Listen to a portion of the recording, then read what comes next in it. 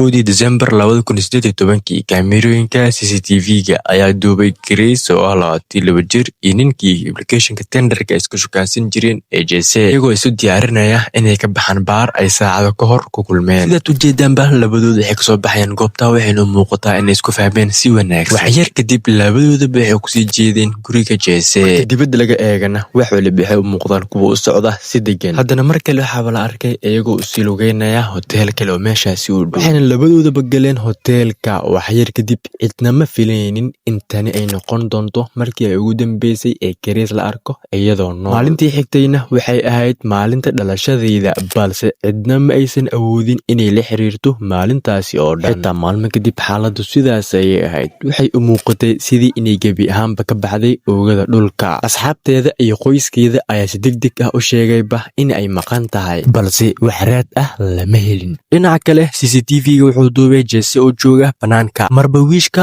kori hoos u sii raacaya isla markaana sita agab nadaafadeed iyo wax u eka boorso weyn. sadaasin waxaa ku jira waxyaabo argagax gelin lahaa qof kasta. waxaa kale oo kasii xuma in dilaaga hore u qorshaystay balan kale oo ula lahaa gabar kale. sidaasin booliiska si dhaqsa ay ku qaban ninkaasi. gabadhan iyo gabdho kale oo tiro badan ay halis ugu jiri lahaa inay dhibani u noqdaan isla ninkaani. sheeg waxa dhacay Sabtidii la soo dhaafay. waxay bilaabatay galab markay taariikhdu ku beegneed 1 December 2018 Grace waxay qorshaysatay inay kasoo baxdo England iyadoo soo aadaysa New Zealand. horena waxay soo qaadatay boorsadeedii isla markaana waxay doonaysay inay la kulanto Jesse. dhanka kale Jesse wuxuu baar ku yaala deegaankaasi ka cabayay khamri ka hor intaysan ayada imaan. wuxuu cabay dhowr dhalo oo biir ah ka hor intaysan bilaaban balanta. taa markii uu ka baxayay baarka waxaa weli miiska u saarnaa ugu yaraan 4 dhalo oo ibir ah. markaasi ay labadooda waxay ku kulmeen meel caan ah oo ay joogaan dad fara badan taasi oo Grace siisay ammaan. yacni waxay aamintay inay ku jirto meel ammaan ah ama gacan ammaan ah maadaama ay kula kulmayso ninkii balanta ay lahaayeen meeshaan bulshada ah. laakiin dareenkaas dhammaan ay dareemayso wuxuu noqday mid been abuur ah. to ah Jesse qorshihiisa kuma jiraan meelahan camal inuu ka sameeyo waxyaabo xunxun. keliya tana wuxuu sugaya ilaa ay ka noqdaan keligooda. aan gelin wax shaki ah Grace waxay raacday Jesse waxayna tageen baar kale muddo hal saacaan halkaas ay ku wada cabayeen. haddana waxay usii dhaqaaqeen baar Mexican ah si halkaasi cabitaan kale ugu sii qaataan. haddana waxay sii tageen baar kale oo lagu magacaabo Blue Stone Room. halkaani ayuu Jesse wuxuu isku dayayaa Grace inuu ugu dhawaado si ka badan sidii hore. saacaddu markay ahayd 8:54 fiidnimo waxay wadaageen dhunkashadooda ugu horeysay. isla xilligaas Jesse wuxuu aaday musqusha. uu maqnaa Grace waxay dirtay fariinteedii ugu dambeysay ee qof u dirto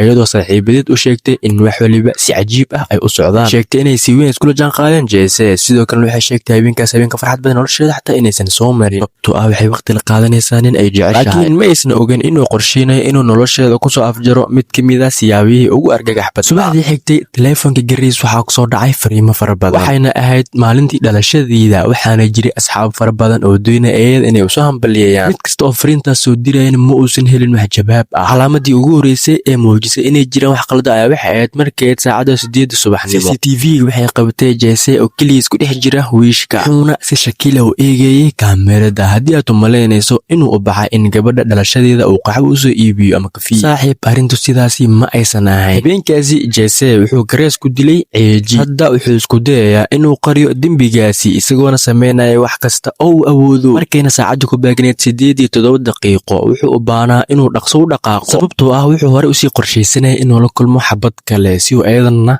nafta ugu jaro. Jesse markaan wuxuu ku sugan yahay magaalada aad ayuu cabsanaya sidoo kale wuxuu doonayaa inuu wax iibsado. wuxuuna marka hore tegay dukaanka warehouse-ka ee ku yaala Elliot Street halkaas oo uu ka iibsaday boorso weyn oo uu qorsheynayay inuu ku qariyo meydka Grace. markaasi ay wuxuu bilaabay inuu kala hubiyo balaaca ay qoto dheerida si uu xaqiijiyo inay ku filan tahay isagoona doonaya meydkan halkaas geliyo si aysan cid kale u arkin ama aysan u qaban isaga. qiyaastii 25 daqiiqo kadib wuxuu tegay dukaan kale oo uu ka iibsaday agabyo nadaafadeed oo badan kuwaas oo loo adeegsan lahaa nadiifinta goobta dilka. kadibna wuxuu ku laabtay gurigiisa isagoona joogay halkaasi dhowr saacadood. wuxuuna mar kale soo muuqday saacad markay ahayd 10:42 daqiiqo oo subaxnimo ah. intaas kadib wuxuu raacay taxi wuxuuna ku tagay shirkadda baabuurta kiraysa. halkaasi ayuuna wuxuu kasoo kireystay baabuur ama gaari. laakiin kadib markaasi wax uu sameeyay ayaa waxa ahayd wax aad u cabsi badan isla markaana cadaadis saaray booliiska sida ugu dhaqsiyaha badan ugu ogaadaan uguna xaliyaan kiiskan. iyadoo meydka Grace uu weli yaalo guriga dhexdiisa Jesse wuxuu la baxay gabar kale taas oo uu ku bartay applicationka Tinderka. aan ku sharaxo Tinderku waa application lagu shukaansado gabdhaha, yacni waa applicationka jaceylka ayaan dhihi karna ama midka laisku shukaansado. Maadaama uu horey u haystay dhammaan qalabkii lagu qarin lahaa maydka, waxaa la tuumay inuu qorsheynaya in gabadhan cusub ay noqoto dhibanihiisii labaad ee isla maalintaasi dhici doonta. Markii uu gaaray baarka, Jesse wuxuu xirnaa dharkii uu watay habeenkii hore. Sidoo kale waxaa suurtagal ah inuu xirnaa dharkii uu watay markii uu dilayay Grace. Hadda ma cadda Jesse gabadhan cusub inuu la dhaqmay sidii uu la dhaqmayay Grace, laakiin waxaa la ogyahay in wadahadalkii uu la yeeshay intii ay balanta ku jireen uu muujiyey calaamad halis ah oo aad u weyn. Sida la sheegay, wuxuu bilaabay inuu kala hadlo sidii mid loo qarin karo iyadoo aan ogaan booliiska ama aan loo sheegin. Isla markaasina waxaa meesha ku soo ekaaday balanta. Sidoo kale waxaa muuqatay gabadha dareenkeeda inuu badbaadiyey nolosheeda. Adag tahay in la qiyaaso cabsidii ay dareentay markii ay ogaatay xaqiiqda ku saabsan ninkii ay hadda kasoo tegaysay. Waxay u badan tahay inay garatay isla musiibadii ku dhacday Grace in loo qorsheynayay iyadana. Saacadda markay ahayd 8:56 daqiiqo, kaamirooyinka CCTV-ga ayaa duubay Jesse isagoo qalab cusub gurigiisa dib ugu laabanaya amaba qalab cusub gelinaya gurigiisa. Si gaar ah qalabkaas wuxuu ahaa mashiin lagu nadiifiyo roogaga, kaas oo uu doonaya inuu ku tirtiro raad kasta oo muujinaya inay Grace joogtay guriga. Wuxuuna gacanta ku watay 2 dhalo oo kiimikooyin ah kaas oo lagu nadiifiyo dhulka ama rooga, isagoona hubinaya inuu haysto wax ku filan oo uu shaqada ku dhameeyo. Qiyaastii 30 daqiiqo kadib waxaa la arkay natiijadii dadaalkiisa. Kadib dhammaan dadaalkiisa, Jesse wuxuu bilaabay inuu isku dayo inuu qariyo maydka. Wuxuuna mar kale kasoo muuqday wiishka isagoona wata gaari gacmeed ay saaran yihiin dhowr boors. Mid ka mid ahna ay ahayd boorsadii weyneed ee uu soo iibsanayay subaxdii hore. Boorsadii aad ayay cusleed sababtoo ah gudaha waxaa ku jiray maydka Grace. Waxaan ma uusan mari karin wadooyinka isagoo sita boorsooyin intaas le'eg, waana sababta uu u kireystay baabuurka. Daqiiqada kadib waxaa la arkay isagoo dhammaan boorsooyinka ku raraya baabuurtii kirada ahaa, isagoona isu diyaarinaya tallaabada xigta taasoo qarinaysay dembigiisa. Wuxuu doonayay inuu maydka ku qariyo meel uu u maleynayay inaan cidna weligeed ka heli doonin. Waxdii xigtay 7 aroornimo, Jesse wuxuu iibsaday majaraafad kadibna wuxuu ku laabtay gurigiisa. Halkaas ayuu kasoo qaatay dhar uu geeyey meelaha lagu dhaqo dharka, isagoona isku dayaya inuu tirtiro cadeymo kale oo la xiriira dembiga. Laakiin intaasoo keliya muusan ku ekan, wuxuu istaagay qashin qob random ah halkaasi oo uu ku tuuray bacweyn oo qashin ah. Kadibna baabuurka Jesse uu soo qaaday wuxuuna keenay labaajada, isagoona sigaara diirid u saaraya qaybta dambe ee gaariga, halkaasi oo uu ku qariyey maydka boorsadii Grace uu ku jiray. Markii uu dhameeyey hawshiisa, Jesse wuxuu arkayay qorshihiisa inuu soo gabagabeeyey. Labadii maalmood ee xigay, qoyska iyo saaxiibada Grace waxay galeen welwel iyo jahawareer weyn. Cidna hadalkeeda ma aysan ka maqal, waxna baraha bulshada ma aysan soo dhigin, ma aysan qabanaynin labadeedii telefoon. 5 December, qoyskeeda waxay booliiska Ukraine u sheegeen in ay maqan tahay gabadhooda. David ayaa xitaa wuxuu duulay Ukraine isagoo jeediyey codsi qiiro leh oo ku saabsan in gabadhiisa si nabad ah loo soo helo. Grace waxay maqan tahay dhowr maalmood, anagana qoys aan aad ayaan ugu walacsannahay badbaadadeeda. Qof kasta oo arkay, la hadlay ama xiriir la yeeshay Grace, fadlan hala xiriiro kooxda baaritaanka. Hadalkaas waa hadalkii u dhahay aabbaha, maadaama warbaahintu si weyn uga hadlaysay kiis. Waxaa la rumaysan yahay in Jesse uu arkay baaqa aabaheed, balse codsiyadii qoyska wax jawaab ah lagama helin. Dhanka kale, booliiska Ukraine waxay bilaabeen inay adeegsadaan habab kala duwan si ay ula socdaan dhaqdhaqaaqyadii ugu dambeeyey ee Grace, una helaan tuhmanaha ugu weyn ee maqnaanshaheeda. Markaasi ay waxay ogaadeen inay ballan lahayd nin aan la aqoonsanin. Kadibna waxay saacado badan ku bixin kaamirada daawashada muuqaaladooda. Ugu dambeyn waxay heleen qofkii ugu dambeeyey ee lala arkay Grace, raadkiisana waxay ula tageen ilaa ay gurigiisa. Saacad markay ahayd 3 galabnimo 5 December, booliiska waxay yimaadeen City Life Hotel, balse waxay ku dhawaadeen inay waayaan ninka ay raadinayeen. Jesse uu arkay howlka hotelka in laga buuxo, wuxuu u maleynayay in haddii uu si degan uga dhaqaaqo albaabka hore in aan la dareemi doonin. Laakiin booliiska fiiro dheer kadib ma aysan seegin dhaqdhaqaaqiisa, waxayna si degdeg ah u qabteen ka hor inta uusan baxsan. La jooga marxaladan waxaa uga caqli badnaan lahayd Jesse inuu qarto wixii laga yaabay inuu ku doodo inay ahayd shil oo uu wajaho cawaaqibta. Hase yeeshee taasi muusan samayn, wuxuu qorsheynayaba been inuu ku baxsado, yacni inuu been sheego. Laakiin isaga muusan ogeyn in booliiska ay arkeen dhammaan dhaqdhaqaaqyadii iyo wax waliba oo uu sameynaya habeenkii dilka, markaana ay haysteen caddeyn aad u badan. Waraysiga ma jirin sabab uu been u sheego, maadaama uu ka hadlayay dhacdooyinkii ka horeeyey dilka. Markii la weydiiyey inuu ka waramo Grace, wuxuu ku jawaabay, Grace waxaan kula kulmay ama ka sheekaysan jirnay applicationka Tinderka. Waxaan isbalansanay inaan kulano labadeenaba maalinta Jimcaha ahayd. Waxaan arkay labadeenaba inaan is arkin, haddana markale waxaan isbalansanay maalinta Sabtida ahayd. Kadibna labadeenaba waxaan ku kulanay Sky City. Waxaan go'aansanay inaan aadno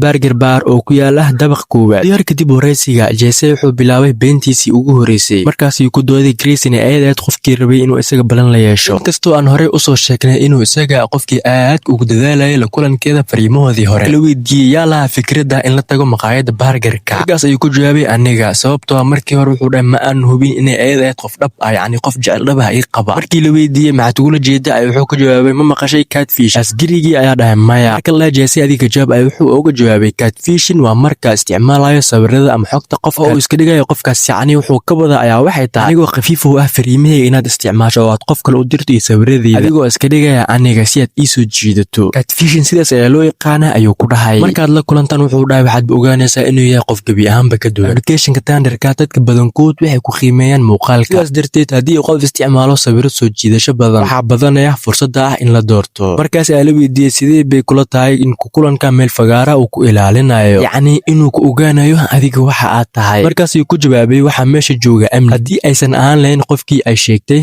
in ay tahay ugu yaraan aniga waxaan dareemi lahaa badbaado markii Jesse la horkeenay cadeymaha kaamiradaha ammaanka wuxuu sii watay beentii uu sheegayna waxay noqotay mid isaga ku sii adkeynaysa inuu ka baxsado isla xaaladda su'aal kale ayaa la weydiiyey markaas wuxuu ku jawaabay aniga waxaan u dhaadhacay Victoria Street si toos ayaan sii socday ayuu ku dhahay kadibna bidix ayaan u leexday anigoo u socda dhanka view mar kale ayaa loogu celiyay ma waxaad tagtay Victoria Street wuxuu ku jawaabay haa meeshaas ayaan tagay markaas waxaa lagu dhahay laakiin waxaad u socotay si aan caadi ahayn haddii aad qorsheynaysid dhabaantii inaad aado video maxaad u mari weysay wadadii tooska ahayd markaas wuxuu ku dhahay isagana aniga caadi ahaanteed waxaan jecelahay inaan soo maro wadada Queen Street kadibna waxaan ka gudbaa dhamaadka Queen Street waxaana sii maraa meesha konteenarada kadibna waxaan ku sii socdaa dhinaca digada markii la weydiiyey ma jirtaa sabab gaar ah oo aad u dooratay jidkaasi ayaa wuxuu ku jawaabay waxaan dareemaa ammaan badan markaan halkaas marayo markuu halkaas dhahayna booliiska si catiib ugu shakiyeen sababtoo ah dhaqanka Jesse iyo jawaabihiisa ma aysan iswaafaqsanayn mana aysan u muuqan kuwa sameynaya macno Jesse been sheegayo waxay qaadan lahayd oo kaliya su'aalo yar si uu iskugu dhex yaaco markaas ay booliiska waxay bilaabeen inay isaga saaraan cadaadis taasoo gelisay Jesse walbahaar ayagoona ku dhahay runtii anaga weli ma aanu ogaan in la dilay iyo in kale waxaan laga yaabaa inay nooshahay sidoo kale ay fiican tahay laakiin sidoo kale waxaa dhici karta inay dhimatay oo laga yaabay inaad adiga sameysay bal ka waran adigoo dembi sameeyey kadibna lagu dhahay waxaa laga yaabaa dembigaasi inaad adiga sameysay amaba in lagu dhahay qofkaas waxaa laga yaabaa inuu nool yahay oo magaalkiisa iska wareegay sidoo kalena aan anaga aragnay bal adiga jawaabtaada maxay noqon lahayd markaas ayuu Jesse xanaaqay wuxuuna ku dhahay aniga waxaan rabaa inaan su'aal ku weydiiyo taliye taasi oo ah ma la xiray waxaan aniga sameynay yacni waxaan aniga sameyn miyay xabsi la ii geynaya weli isaga lama xirin laakiin booliiska Ukraine waxay rumaysnaayeen in Jesse uu ku dambeeyay maqnaanshaha Grey amaba ugu yaraan uu ku lug lahaa baaritaanka sii socday kadib cadeymo far badan ayaa soo baxay kuwaas oo muujinaya in Jesse uu yahay qofka mas'uulka ka ah arrintaas ma aysan ahayn muuqaalooyinka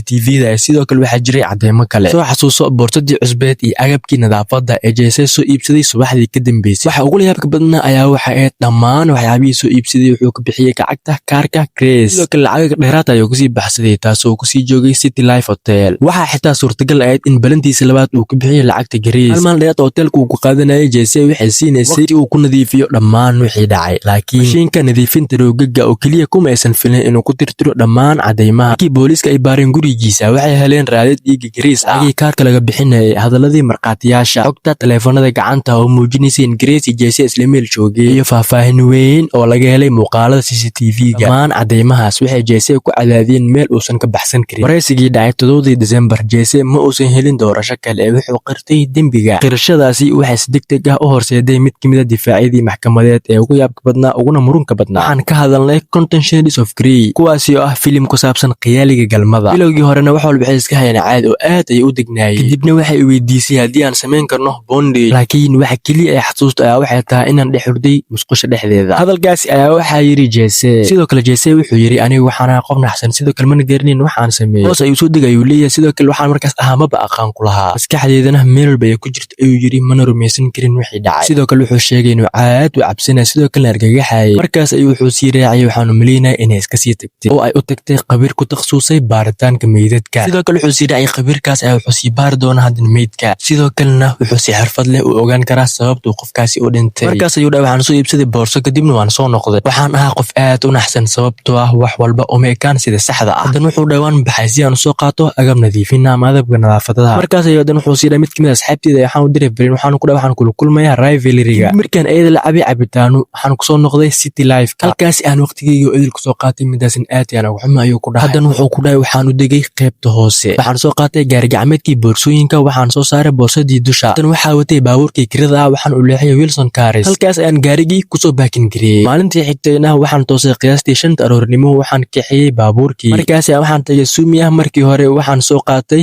majraafad ITM ah kadibna waxaan u dhaqaaqay dhanka iyo White Tecliska waxaan galay duurka waxaan qoday god kadibna waxaan soo qaaday boorsadii waxaan ku daboolay godka kadibna waan kaxeeyay kii la weydiiyay xagee ku jira alaaba waxaan ku tuuray qashinka ayuu ku dhahay markii la weydiiyay waa xagee wuxuu ku jawaabay Albert Bag kala weydii alaabtii ku gaareetay aad tuurteen wuxuu ku jawaabay dhammaantood markii oo idil waan tuuray oo ku dhahay wax waliba oo ku jiray qolka kala weydiiyeen xagee baad ku nadiifisay baabuurka wuxuu ku jawaabay dibadda baabuurka wuxuu dhahay waxaan u maleynayaa Henderson inay aad si fiican uma aqaan galbeedka markii la weydiiyeen maxaad u isticmaashay inaad ku nadiifiso wax la mid ah biyo xoog leh water blaster laga keenay meelaha nadiifinta hadana waxaa la weydiiyey ma lahayd wax dhaawacyo ah wuxuu ku jawaabay intaan xasuusto maya kaliya waxaan ahaa qof argagaxsan ayuu ku dhahay hadana waxaa la weydiiyey ma adiga ayaa dhaawacay u geystay iyada oo sababay dhimashadeeda markaas ayuu ku dhahay maya ma adiga ayaa dilay Grace Main asigan wuxuu ku dhahay hadana maya markaas ayaa lagu dhahay adigu waad xiran tahay waliba waxaad ku xiran tahay dilka Grace Main maadaama aad u geysay dilkaas oo la sheegay inuu dhacay ama uu ku dhawaa labadii markii la weydiiyey ma waxaad dhimasanayd dhimashadeeda isaga wuxuu ku jawaabay markaas ayaa waxaa la weydiiyey diyaar mu tahay inaad nageyso meesha ay ku jirto meedkeeda waxa warbaahinta ugu yartay difaaca 50 Shades of Grey wuxuu ku saleysnaa fikradda in qofka uu ogolaan karo in waxyeelo loo geysto inta lagu jiro xiriir dhow isagoona og khatarta jirta haddii qofka uusan muujin inuu doonayo in la joojiyo waxaa loo arki karaa shil qofka mas'uulka ahna uusan wajihin eeda dil laakiin difaaca marwalba waxaa loo arkayay xeelada qareenadu isticmaalaan si eedeysanadooda ugu helaan xukun fudud sida dil aan ulkac ahayn taasi ma bedelayso wixii dhacay kadib dhimashada Grace iyo dhacdooyinkii naxdinta lahaa ee baaritaanka lagu ogaaday laga soo bilaabo 1 December maalinta ka horeysay balanta ilaa 7 December booliiska waxay heleen raadad muujinaya in Jesse sameeyay baaritaan Google ah oo ku saabsan meel lagu qariyo meydadka waxa kale oo ay ogaadeen inuu sawir ka qaaday Grace booliiska waxay heleen sawiradii Jesse ka qaaday meydka Grace hore kadib markii uu ku riday boorsada meydka Grace waxaa la helay 9 December 2018 waxaa laga helay buuraha weylka Renges ee banaanka Euclid waxaa la ogaaday in la ceejiyay waxaana jirkeeda laga helay nabaro gacmaha iyo laabta ama xabadkeeda ah kuwaas oo muujinaya in lagu riixay xabadkeeda